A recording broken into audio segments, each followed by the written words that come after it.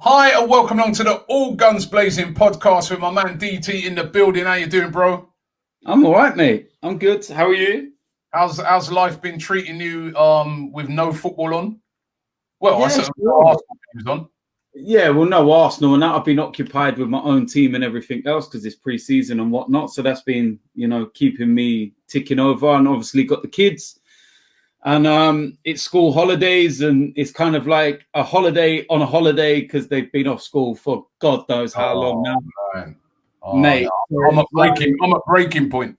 Mate, you know what the most difficult thing is that normally in school holidays or, life as we used to know it, you go on holiday, you go to days out, you don't even need to pre-book. You just wake up in the morning, it can be spontaneous, and you go, you know what, I'm going there today. I'm going Fort Park, Alton Towers, or even places like that, and you just go off the cuff. Now you have to book in advance. You can't just make a spontaneous decision. I even took my children to, one of them soft plays yesterday, and they've only just opened. So went to the soft play and everything else. And apart from when you eat and drink, the adults in there, even when you take your children on the soft play, have to wear a face mask, right? I'm trying to chase around my 4-year-old, right, in this adventure playground maze and all sorts with a face mask on. I felt like I was doing some kind of like mad assault course, and I was in pre-season myself. I was like, Jesus. But listen, man, these are the times we're living in right now, man. It's like the other day, I went on a little staycation, so just little holiday in the UK. And one of the things that I found really, really hard, right, was the fact that anytime, and it's been a great thing that the government came up with where they say you can get this 50% off discount for eating out Monday to Wednesday. But as a result of that, you can't find nowhere to eat out. Yeah. Because everywhere I went to, they were like, mate, if you hadn't booked that like 2 weeks in advance, forget it. So it's just like, nothing's back to normal yet. It's just like a really strange time. And football, of course, we're going to talk about Arsenal's fixtures, but even all the things around football are not back to normal. The TV guys saying yesterday that they may not necessarily show all games live. I mean, we know after the lockdown, they were showing all the games live on TV. When football comes back, they're saying they're not going to do that, which I find a really strange decision. If you can't get into a game to watch it, you can't now even watch it on TV. You will be in other countries, be able to watch it on TV, but over here, unless you've got, maybe you go and buy one of those things where you can watch it in Polish or something like that, or Arabic, you won't be able to watch it. It's lucky that we don't have any sound on them watch-alongs we're going to be doing, isn't it? I find that really a really strange decision. I really do. You know what it is, Robbie? It just kind of emphasizes the point that it's all money orientated, and we've said it all along. And it's why a lot of people are going back to grassroots. It's why a lot of people are going back to their local team, should we say, in, the national leagues and stuff like that, because some people are feeling disillusioned by the big leagues now. And, I love Arsenal. I love going to games. I miss going to games. I miss taking my children. But I've also got a wider mind to what goes on within football. It's not about the Premier League no more. It is about those lower teams and where football is for the fans, because it doesn't seem to be for the fans anymore, and I've had conversations, in recent times about certain things, and I've made a stance, and I'm going to stick to what I'm saying, that until football goes back to normal, I mean, anyone's allowed in the stadium, you're allowed a full capacity. I'm not going back to Arsenal. I'm not going back. And the simple reason being for that is for family reasons, because I take my children to games anyway, as you know. Now, my 4-year-old and my 9-year-old, they have different mums. So my 4-year-old, he obviously lives with me, but my 9-year-old, he comes every other weekend and it's rotated, etc., etc. So some weeks he doesn't come to some Arsenal games because he's with his mum. But my 4-year-old, he comes to every single game with me, like home away. You've seen him this season and everything else. I know quite confidently, because of my season ticket and everything, I will probably 9 times out of 10 be selected to go to games when they have their little allocation back of 16,000 or whatever it might be. 16,000. Yeah. But my son's not going to get one. I'm not going to Arsenal and I can't take my son because I'm already finding it tough where I'm coming to you to do the watch-alongs. And he sits there and he's like, Daddy, why can't I come with you? Can I come and watch? And I'm like, I can't, man. I can't bring you along. I can't. And that's tough. But to actually go to an Arsenal game and be like, sorry, son, you have to stay at home today. Yeah, watch it on the telly, or, well, don't watch it on the telly because it ain't live. You know what I mean? So for me, from a personal reason, before anyone asks me a million questions, which they will do eventually when it all goes back, I'm not going back until it's back to normal. I'm going to continue with the watch-alongs. I'm going to continue to enjoy it as best I can.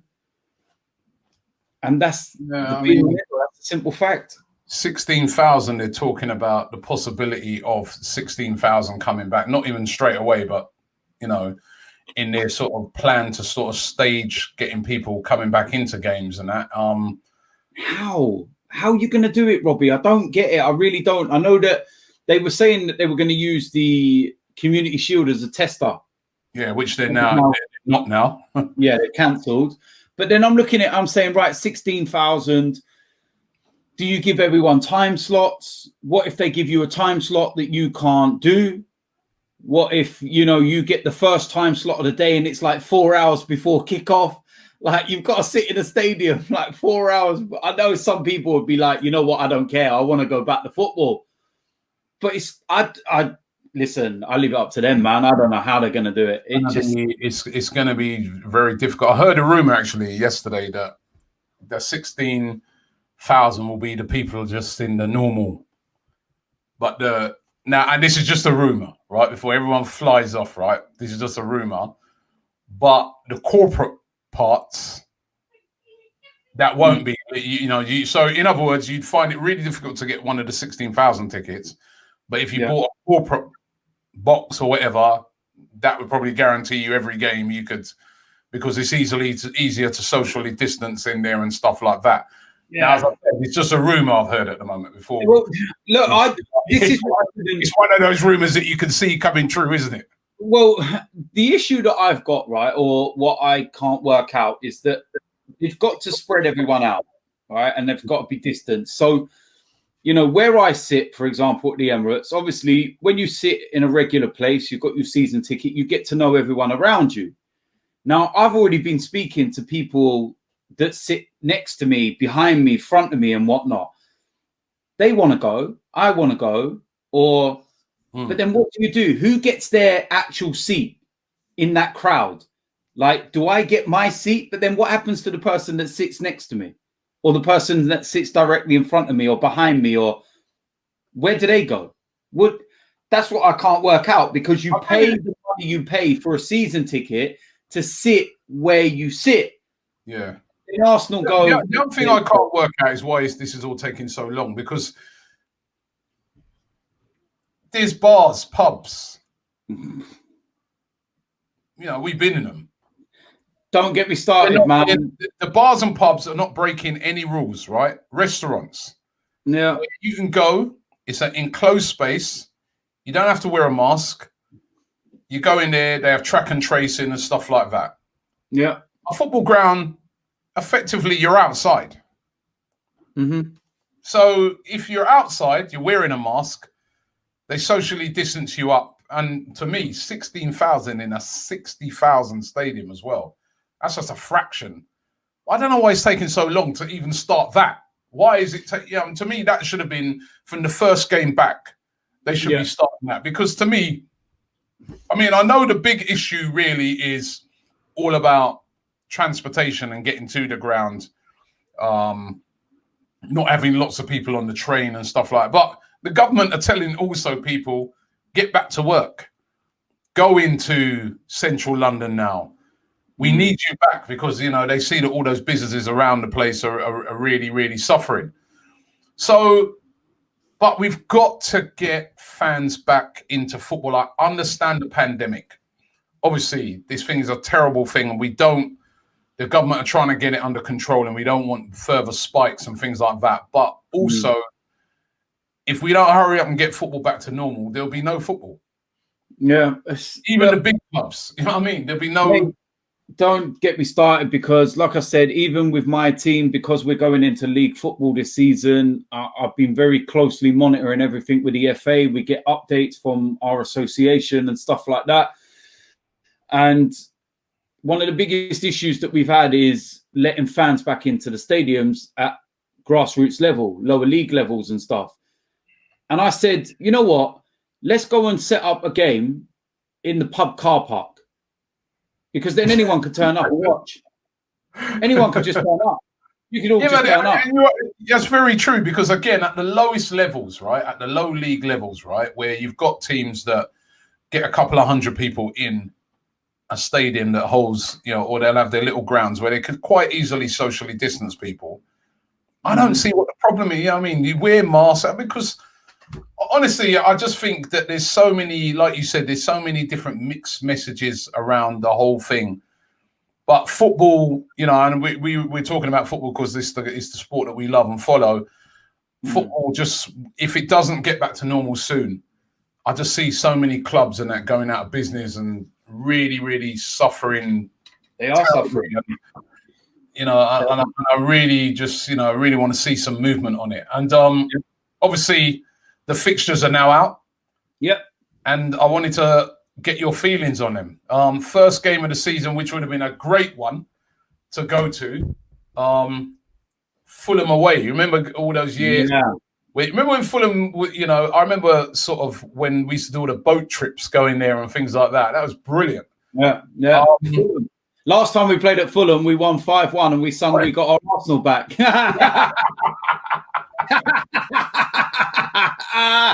Yeah, that lasted long, did it? Yeah. I remember that.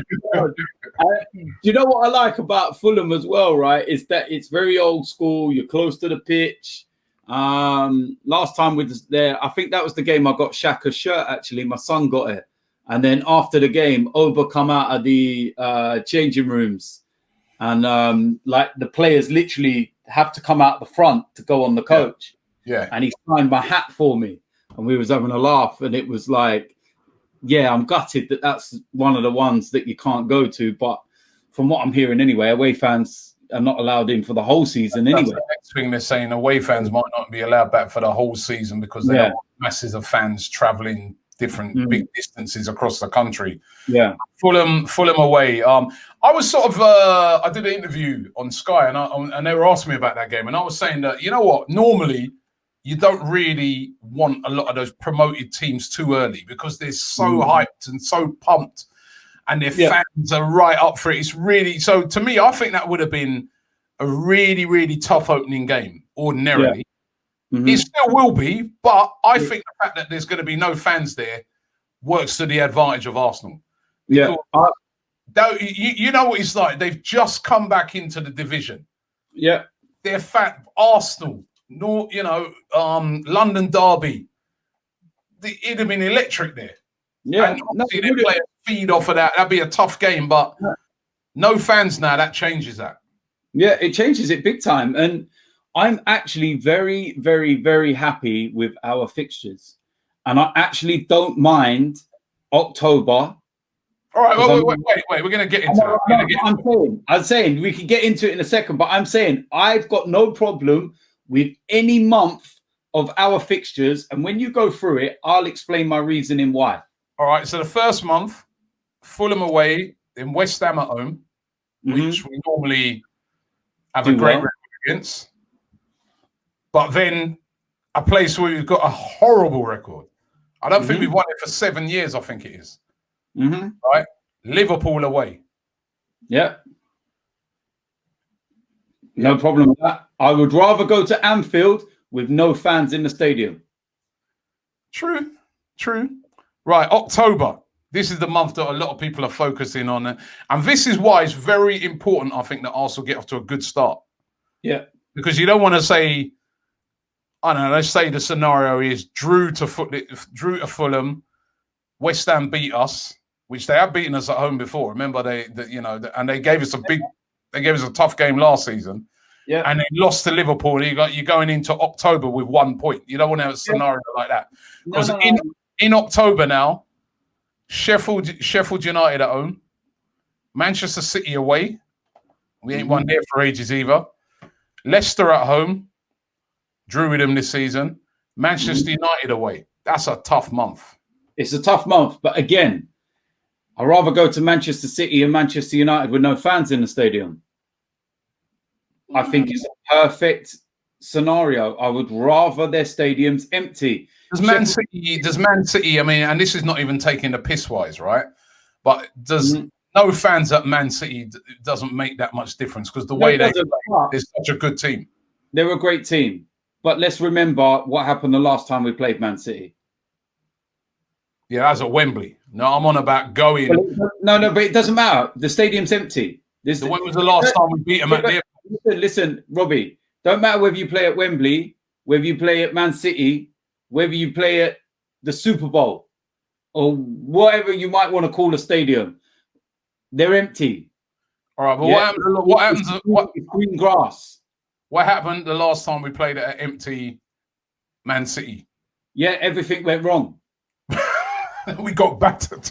Yeah, everything went wrong. And what did I say to you leading up to the semi-final? I want to see Mikel Arteta against Pep Guardiola when nothing goes against him.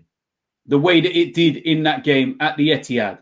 Remember, 2 injuries, key injuries in the first 15 minutes. David Luiz getting sent off, gave away a penalty. Everything that could have gone wrong went wrong.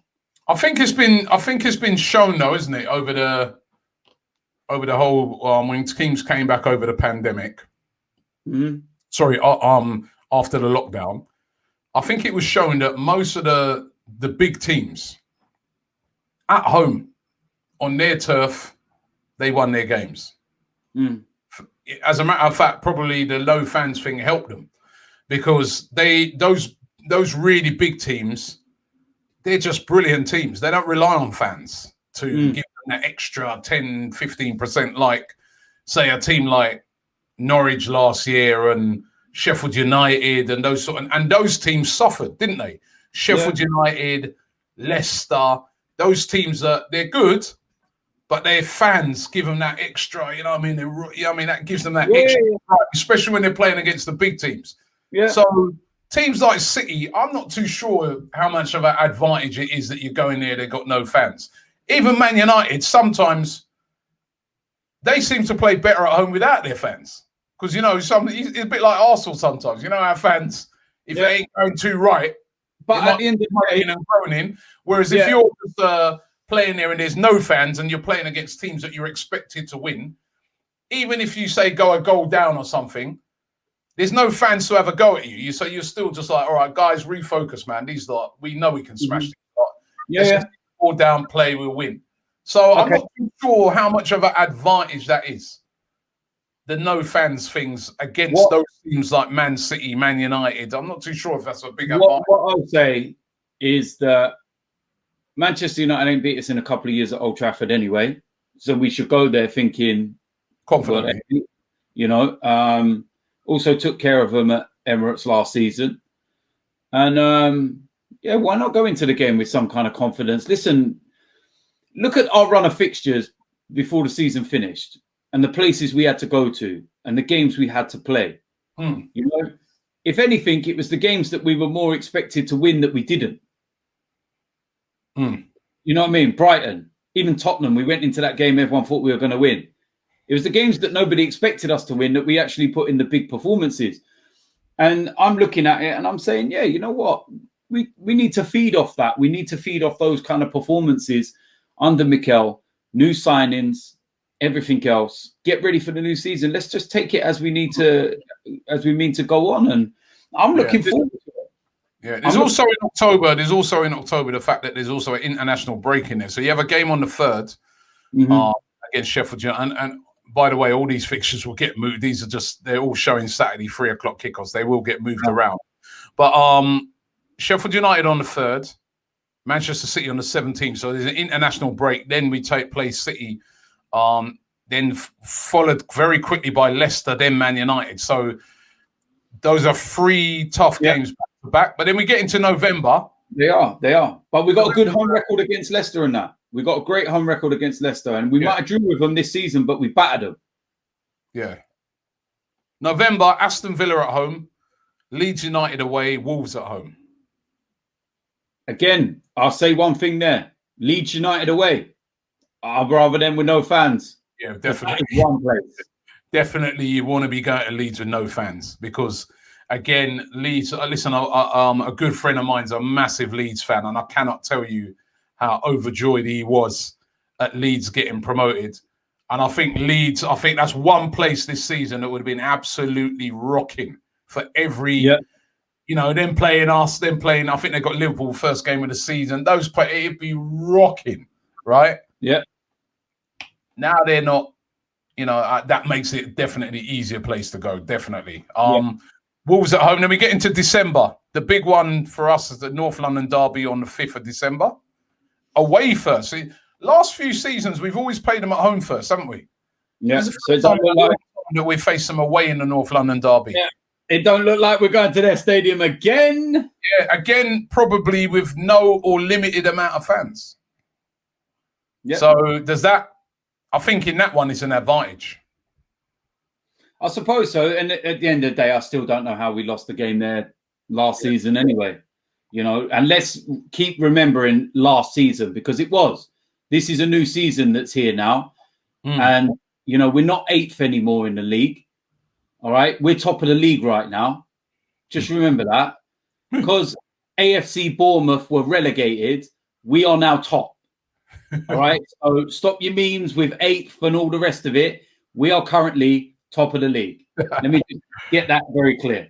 5th of December, then North London derby against Tottenham away. 12th, Burnley at home. 15th, Southampton at home. 19th, Everton away. Boxing Day, 26th, Chelsea at home. And then finishing off the month with Brighton away. That's not that bad, is it? I mean, we've had tougher. Last year's December was much worse than that. Yeah. Much worse. I'm all right. And balance. That's what I call a balanced month. You know what I mean? You got it is games in there, but sorry. You know what? Sorry, I missed that. No. 26th, did I say that? Chelsea. Chelsea.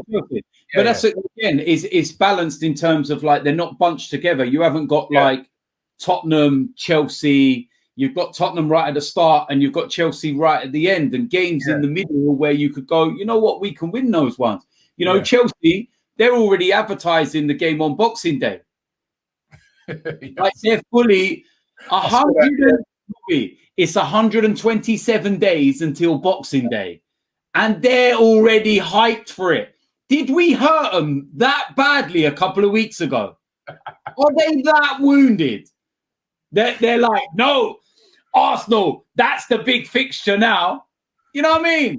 Do you want revenge that much? Behave yourself. Did you and Troops driving in a car playing their anthem hurt them that bad? I think it did. Must have hurt them real bad. They're coming for revenge. Them man out here tweeting about Boxing Day and it's August. Do you know what I mean? They've not even started talking about their first game of the season. Get out of here, man. Get out of here. January. Yes. 2nd of January, West Brom away.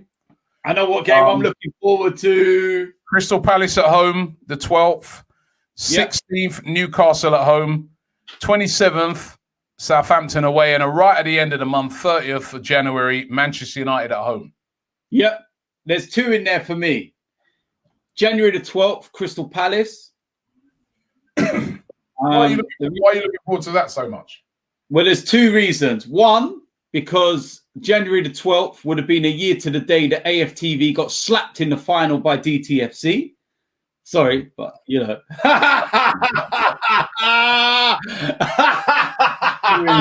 Christ, let's go. Also, being the fact that fans can't really go or I won't be there, it means that no Crystal Palace fan can nick my fucking hat. Don't worry, Palace fans, I'll nick it for you. Don't worry. Especially if he mentions that game, especially. And then the other one is January the 30th, Manchester United, and it's my birthday on the 29th. Ooh. That's good. So nice little present. I'd like a nice little present. You know, I had a little bit of fun last week. I know you did too. Surely you're not talking about United getting knocked out of the Europa League. No, of course not. They all thought they were going to win. Surely you're not. No, surely not. Surely not. And let me explain something. I'm going to make this very clear, yeah? Manchester United and United Stand and everyone on their flex or whoever are not in our head. The simple fact is that these guys have just done nothing but talk about Arsenal and insult Arsenal and laugh at Arsenal and think that they are the biggest thing since sliced bread. I had this discussion with you on another podcast, and I said they're more worried about us and how far ahead of us they are. They've forgotten how far ahead their two biggest rivals are ahead of them. So I sat there patiently, rubbing my hands together and waiting.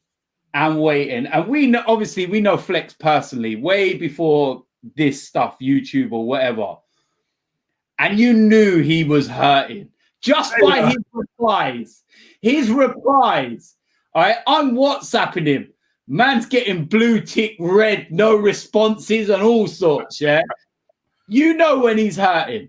So it's a bit of banter. It's all fun. So it was brilliant banter. And you know what it is, right? I'll tell you, right? I just felt why it was so sweet for me, right, is that they were getting so arrogant, man. Because they were, and I said it all along, right up. You know what? The first time when I saw it, and I know we're digressing a bit here, but we got to touch it. The first time I saw it was when they got beat by Chelsea, and I called it. I said, yeah, in the semi-finals, United are going to lose to Chelsea because you've been playing a lot of easy teams. You've been beating up these little small teams that you're expected to beat. Players have been playing well, Martial, Greenwood, but here comes your proper test now. And they failed it. And then again, against Sevilla, proper test against a good team. I know they had chances, they failed it. But what made me laugh as well is, right, they were telling us they've got the best front three anywhere going. But then afterwards now they're talking about, oh yeah, we need to buy another striker. We need to buy another this. We need Sancho. If Sancho was playing, this would have happened. And that. I'm like, come on, you told us Greenwood, Martial, Rashford, best thing since sliced bread, that front three. So it was hilarious. It was hilarious. It is good. Listen, they're going to strengthen, obviously, and it will be a good game. But I think, you know what? I'm like you. I'm not scared of United. United didn't beat us last season. So we got nothing to be scared about when it comes to United. I'm not scared of them. I don't care about Manchester United. You might have finished above us, yeah? Well done. It's only the second time in 7 seasons, all right? I put this question out the other day and I said I want an honest answer to this, right? Because you lot have the audacity to call us Banter FC, all right? Since Sir Alex Ferguson left, 7 years, right? 7 seasons, okay? You finished above us twice. Twice. You've won less trophies than us. You've won 3. We've won 4. If you want to include the Community Shield, we're still above you. So that don't even help you. So how are you calling a team that has won more trophies than you and finished above you 5 years out of 7, Banter FC? And the fact your own inadequacies. They kept sending me stuff, United fans, saying we made the top 4. I'm like, hold on, surely Surely that's not the same top four you started calling us Banter FC for, because we'd say, well, at least we made the top four. Listen, Robbie, do you know the best thing? You see what, yeah? You know when you see all these players, right? And this is the argument I'm trying to have. We had a better season than Manchester United because we got silverware, right? When everyone looks at this season, they'll go, who won the trophies? Let's have a look. Liverpool won the league. Man City won the Carabao. Arsenal won the FA Cup. We don't know who's won the Champions League yet or the Europa, etc., etc. But they're not going to be English clubs. No, but so no one. As far as the English clubs are concerned, this season there was only 3 trophies up for grabs. Exactly, and we won them. Exactly. So nobody's going to sit there in years to come and go, "Oh, and Manchester United won the 3rd place trophy." Yeah, I'm sure that when Martial and all these players, sit there and talk to their grandchildren when they're retired and go through their trophies and stuff. Martial will talk about the Europa League he won a couple of years ago and stuff like that. He won't mention when they finished 3rd, will he? No. Of course he won't. Shut up, man. You changed the goalpost to suit your narrative. Everything you mocked Arsenal for, you're now doing. Everything you mocked Liverpool for, you're now doing because it suits your argument. The simple fact is, you got nothing to argue about. You've not won a trophy. We've won a trophy. Simple as. Off you go. Simple as. So moving on from Manchester United, where we stopped off to have a little rant about February. February, Wolves away, Aston Villa away, right? So up in the Midlands back to back. Leeds at home, Manchester City at home, Leicester away. Again, there's some difficult games in there. Wolves away, City at home, Leicester away. That's, but it's balanced. Yeah. March, Burnley away, second North London derby on the 15th of March at home to Spurs. And then on the 20th away to West Ham. Again, not the, tough games because it's tough to go to Burnley away. Obviously, Spurs is Spurs. That's always a tough game when we play them because it's a North London derby. And West Ham away, we've had a decent record. Even we played terrible last year. We went there and beat them. Yeah. April, Liverpool at home, Sheffield United away, Fulham at home, Everton at home. Again, that's not the, at least we got Liverpool at home. The last time we played them at home, we beat them. Yeah. Sheffield United away is tough, but we did beat them in the FA Cup away. Mm-hmm. Fulham at home, Everton at home. Yeah. If there was a miracle that happened, there was an absolute miracle that happened, and we are actually got a chance of winning the league. This is our running. I know what's coming. 3 times, right? I know what's coming. This would be our running in the month of May. 1st of May, Newcastle away. 8th, West Brom at home. 12th, Chelsea away, tough. 19th, Palace away. And the final game of the season, Brighton at home. We did lose to Brighton, but if there was any possible... All right, let's take the winning the league out of it because that's been a bit too far-fetched, right? But let's say, for instance, we are chasing down a top 4 spot. That's not a bad running, is it? No, our last 8 games, we only have Chelsea in terms of one of the predominantly big sides. Yeah. Last 8. Last 2 months of the season, Liverpool and Chelsea. Huh? May the 12th. We are winning the league at Stamford Bridge. Chill out. I like you right on Man United. We're winning the league at Stamford Bridge. It's happening. It's happening. Chelsea can look forward to trying to get their revenge on Boxing Day. We're winning the league at your place. Yeah. Yeah, all right. Bookmark it. Do it. Come on. Yeah, hey, Robbie. Have some of this. Hey, listen, I've got Ty's magic water bottle, man. Don't worry. Oh, no, that's why. You know what it is, yeah? The thing is, right? listen, everyone knows I'm joking, and you can meme it up as much as you want. Everyone knows I'm bantering, yeah? But I tell you something, if it actually did come true, I'd look a bloody genius. Do you know what I mean? But look, at the end of the day, we know what our objective is next season, is to get back in the Champions League. End of. All right? It's to get back in the Champions League, and it's to be competitive, to, you know, make a proper fight for it. Yeah. And not be this walkover and this easy team. Be what we've seen towards the end of the season with the results we've been getting. You know, I already know now that Mikel Arteta is starting to get respect from other people, not just within. Well, he actually won a trophy after his first season. 28 games. 28 games. Yeah, that gives you that. Obviously, you have to get respect after that. You know what I mean? Yeah. You know? And that's the thing. So when teams like Manchester United or Man City or Liverpool or anyone play us, they're going to give us the respect we deserve. And they're going to know it's going to be a tough game. Yeah, we might lose the game at Liverpool on the third game, but I want to see if we lose, how we lose.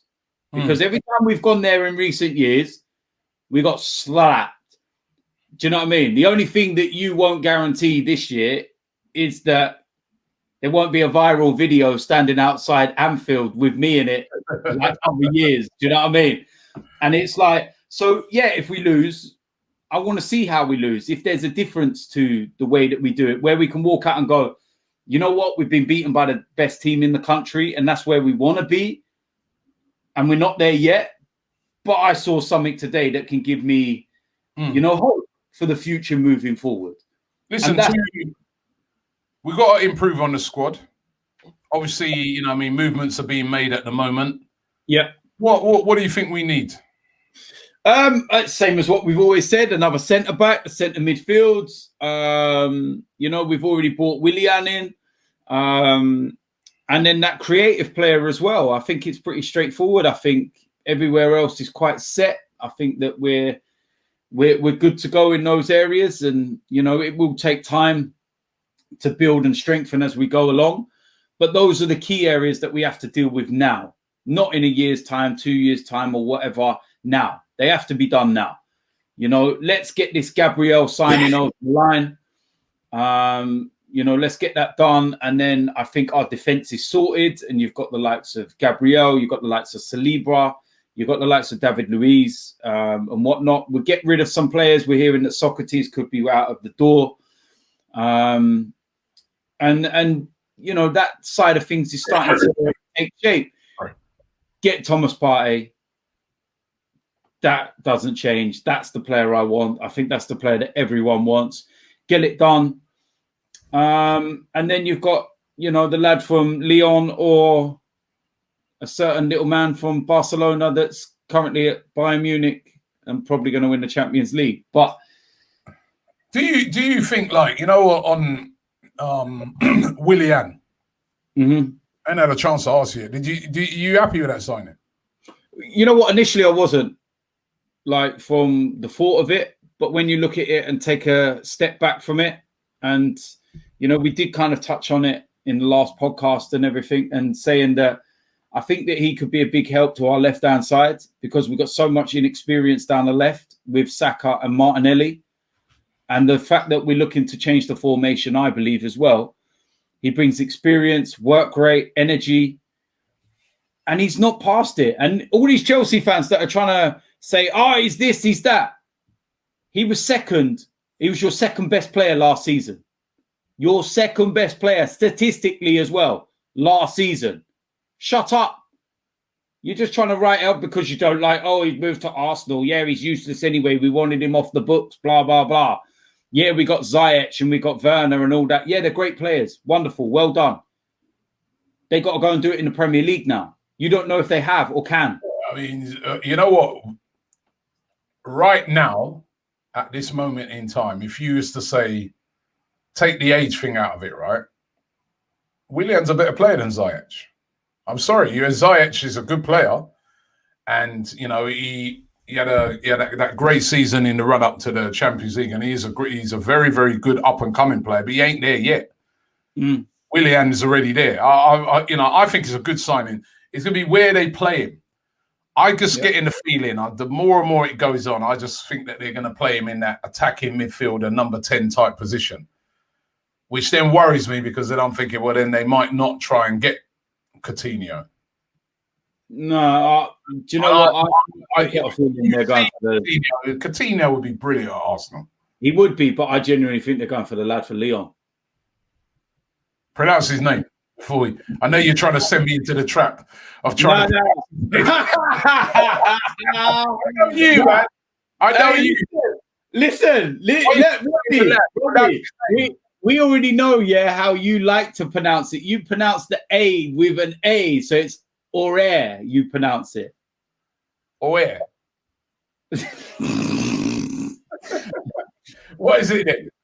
That's nearly as bad. It's nearly as bad as you trying to do Aubameyang's accent on your show with Troops. I saw the meme. That was Aubameyang was cussing me off for that. I know. I was on that as well. Yeah, I was watching the live feed with Troops, and his brother Willie and stuff. And I was creasing up. And you know what the funniest thing is? Is the meltdown from people that don't like AFTV. And it's just a meltdown. Like, no, why are they talking to Troops? And rah, how dare they? Rah. It's the same thing when you remember when I was doing FaceTime with Bernd Leno. And I pull it up that I was FaceTiming Leno and stuff like that and talking to him. And they're like, oh no, how's DT talking to them? Rah, rah, rah.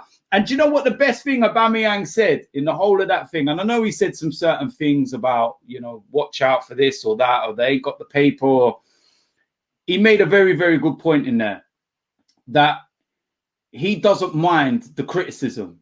Yeah. He doesn't mind any of us going on there and saying, you know what, Aubameyang, you didn't play well today. Your work rate wasn't this. Your work rate wasn't that. Your finishing was poor or anything. He will watch it, take every bit of that.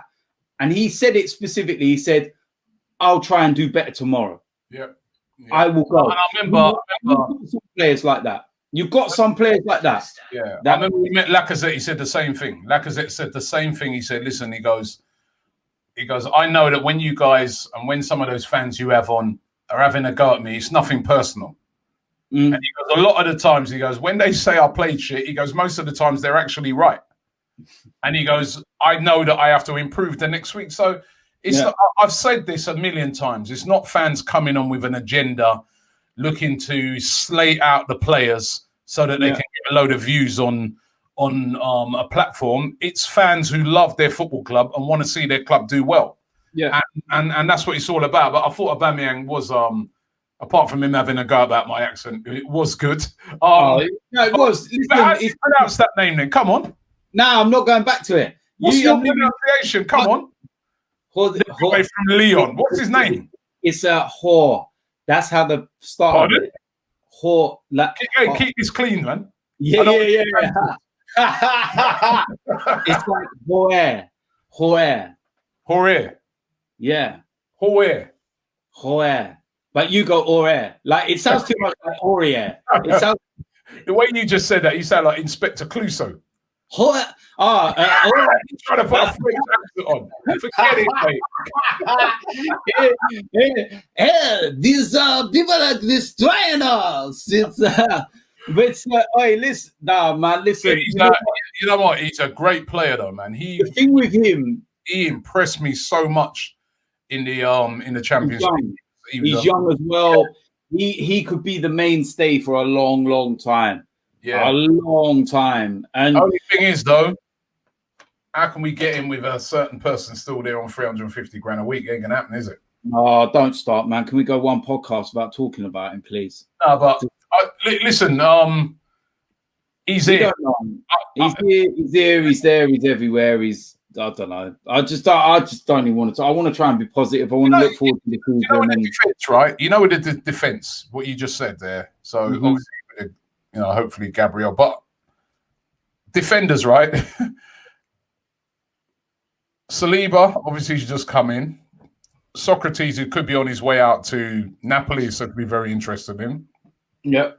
Holding, would you keep him? I think he's apparently interested. No, I think he'll go. I think he'll go back up north. Do you think we should be trying to keep him? If we bring in Gabriel, no. I think that Arteta likes a bit of pace and a bit of power in his defenders. Rob Holding hasn't got that. Chambers? I think he'll go. Fulham said to be very interested in him. Mustafi, that's an interesting one. I think he'll go. Should he go? Because let me before you answer that, right? Let me just explain to you, yeah. Gabriel, if he comes, and Saliba, two very inexperienced centre backs, very talented, very inexperienced. Even Gabriel, when he was playing last season at Lille, he had Jose Font next to him, ex-Southampton player, had a great season for them. Yeah. You speak to people who watched a lot of French football, they said whilst Gabriel was excellent, it was Font next to him, that old head. Yeah. Directing, don't do this, try that. But now, do you really, if you get rid of Mustafi, that's a very experienced player out the door as well, who can't go, who don't you want to keep someone like that who can help to guide Gabriel, or if he plays alongside say a Saliba, because Mustafi had some decent games towards the end of I see what you're saying, but the other thing is as well is that I think that he wants balance left and right. So on the left-hand side, you would have Gabriel and you'd have Mari. You forget about him. Yeah, no, I forgot about Mari. Yeah, so there's him. Now he's got experience and he can play in big games. You've got David Luiz, and then you would have Saliba. Predominantly 4 defenders, which is what you have. Because you were customary, you go with 2. And those are your 2 centre-back pairings for the season. Changes here or there, injuries or something else. But you don't really have more than 4 first-choice centre-backs. You'd have 2 left, 2 right. And then, obviously, we could go into a 3. David Luiz can go into the middle. You could have a Saliba on the right. You could have a Gabriel or a Mari on the left.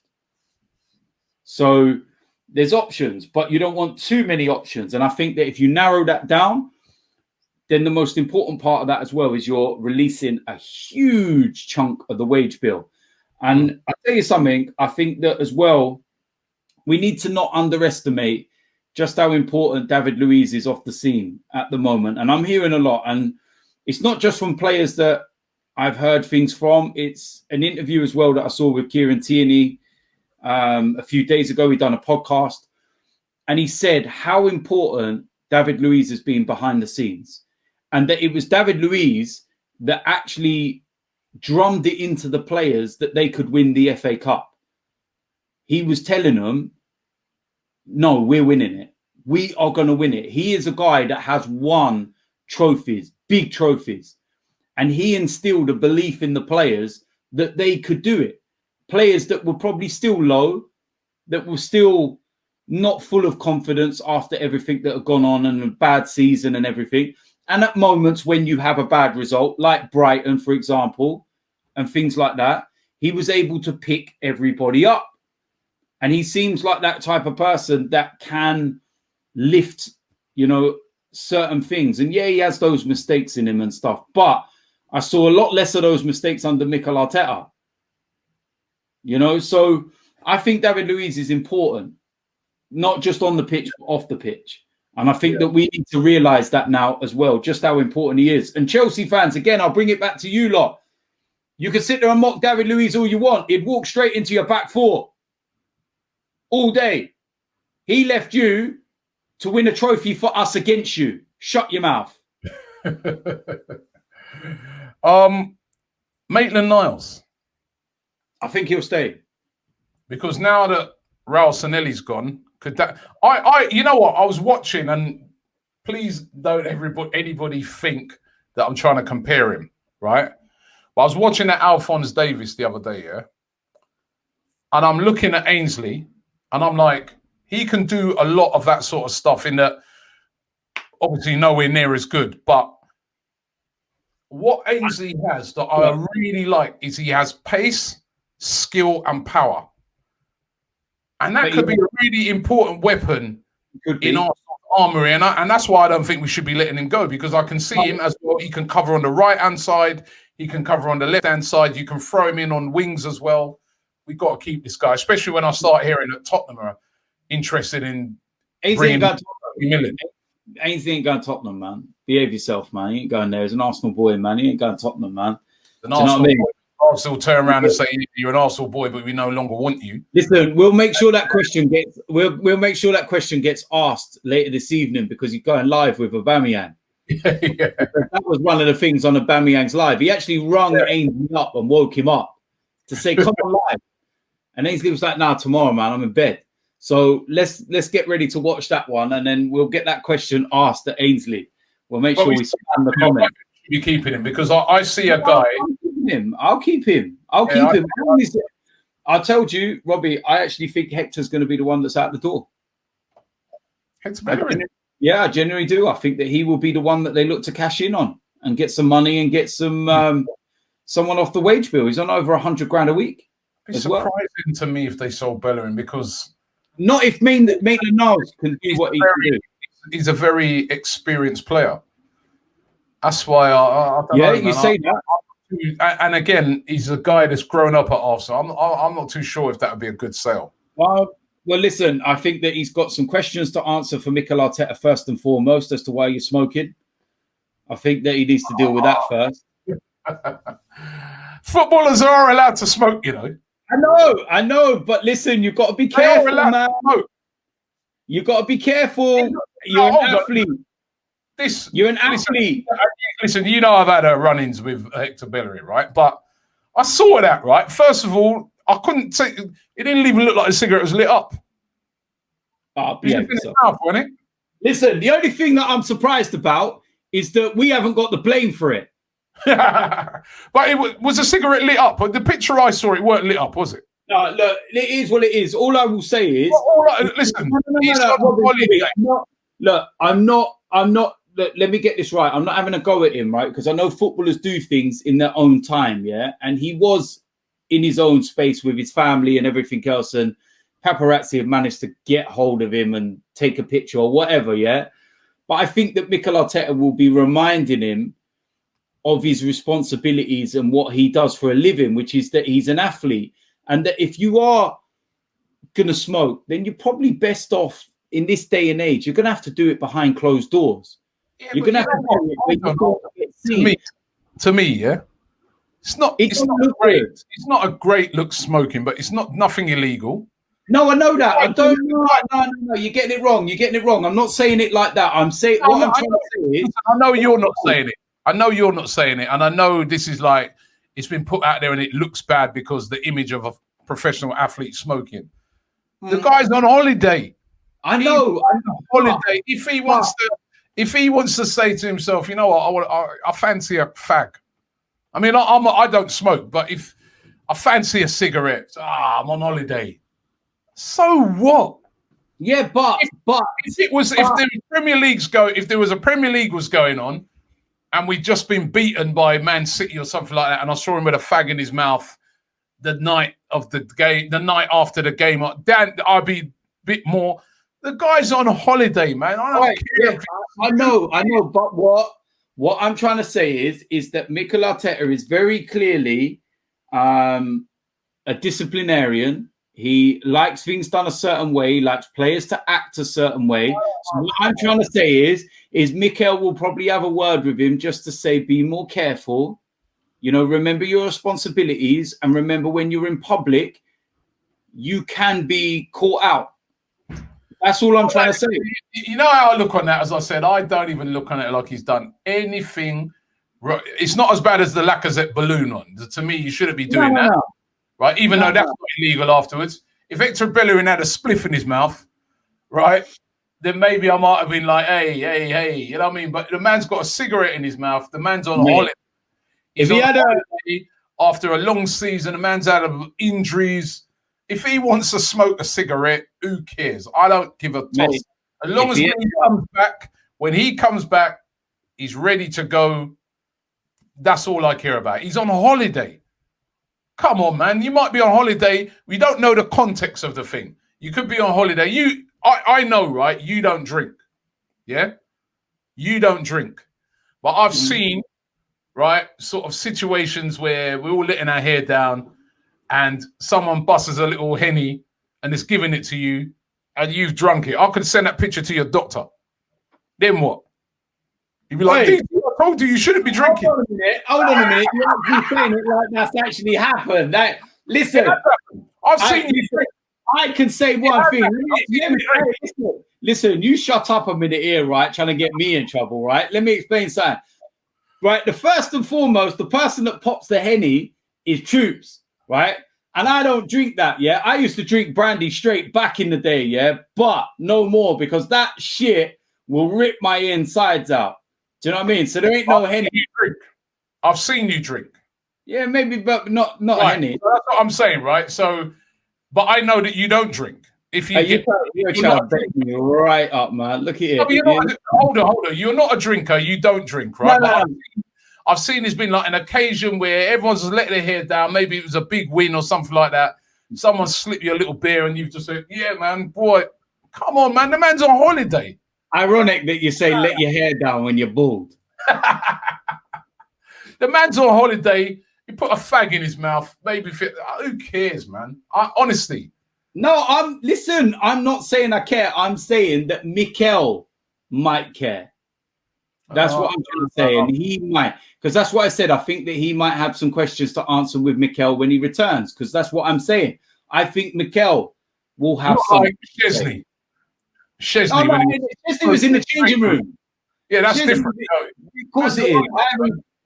I haven't even commented on the Hector Bellerin thing because it doesn't bother me in that sense. I'm just saying I think that Mikel will want to have a word with him. Yeah. Because that's how he comes across as. You miss a Zoom meeting, you're out of the team. So imagine what you're going to do. Judges now. Zoom. You missed the Zoom. Oh, mate. You missed the Zoom meeting. That's it. Job done. Over. You're out the door. Bye-bye. See you later. So listen, finally, you happy with the fixtures? I'm calm. I'm happy with them. Look, every team, everyone seems to forget this, yeah? We've all got to play the same team twice. Yeah, but it's sometimes when you got them, you know. I'm happy with it. Look at our last 8 games this coming season in comparison to last season. I'm very happy with it. And it does make a difference because if you looked at Manchester United's running, you know, they had a very easy running. Obviously, like you said, you got to play every team twice, but they got all the big boys out of the way. Then they had a pretty easy running, and you know, ended up getting secure. Yeah, exactly. It could be good. It could be very, very beneficial. So, you know, we take it in stages. Let's see where we are at the end of October. And then we have a run-in up till Christmas. And then you always assess everything at Christmas time and then go into the new year and take it from there. So, you know, I'm hopeful. I want to just get these signings done. I want Aubameyang to finally be announced because I'm getting absolutely fed up of Arsenal teasing me. And it's like, I've got my notifications on and every time my phone goes off, I'm like, look, like, is this the moment? Is this the moment? So let's just go and do what we got to do and then trust the process. Trust Mikel. Trust what he's doing. You know, he's gave us enough there to say why we have to trust him. Okay, thanks a lot, DT. Thanks for watching and listening to the podcast. Podcast is available on all the normal formats. So download it now. Get involved in the All Gunz Blazing award-winning podcast. And we will be back next week. We've got a very special one next week because we are going to be looking forward to the Community Shield against Liverpool. Robbie here from AFTV. We've just got to say a big thank you to everybody who follows us across our various channels. Over 1 million followers on YouTube. Don't forget, you can now also catch us on Reddit. We're on Reddit, so get involved with us on Reddit and also on TikTok. Keep it AFTV, baby, right here.